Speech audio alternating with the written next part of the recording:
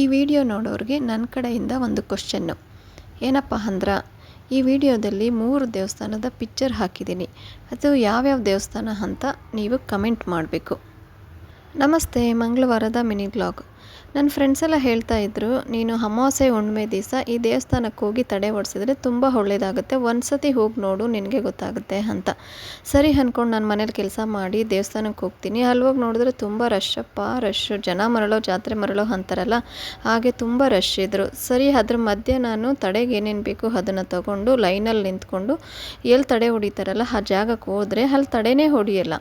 ಒಂದು 5 ನಿಂಬೆಹಣ್ಣು ಕೊಟ್ಟಿರ್ತಾರೆ, ಒಂದು ತೆಂಗಿನಕಾಯಿ ಕೊಟ್ಟಿರ್ತಾರೆ, ಒಂದು ಮೊಟ್ಟೆ ಕೊಟ್ಟಿರ್ತಾರೆ. ಅದನ್ನು ಕೆಳಗಡೆ ಇಟ್ಬಿಟ್ಟು ನೀವು ದಾಟ್ಕೊಂಡು ಹೋಗಿ ಅಂತ ಹೇಳ್ತಾರೆ. ನಾನು ಎಲ್ಲಿ ತಡೆ ಹೊಡೆದಿಲ್ವಲ್ಲ ಅಂದರೆ ತಡೆ ಹೊಡಿಯಲ್ಲ ಅಂತ ಹೇಳಿದ್ರು. ಸರಿ, ನಾನು ವೀಡಿಯೋ ಮಾಡೋಕ್ಕೋದ್ರೆ ವೀಡಿಯೋ ಮಾಡೋಕ್ಕೆ ಬಿಟ್ಟಿಲ್ಲ. ನನಗೆ ಆಶ್ಚರ್ಯ ಆಯಿತು, ಏನು ಎಲ್ಲರೂ ಹೇಳ್ತಾರೆ ತಡೆ ಹೊಡಿತಾರೆ, ಇಲ್ಲಿ ನೋಡಿದ್ರೆ ತಡೆನೇ ಹೊಡಿತಾ ಇಲ್ಲ.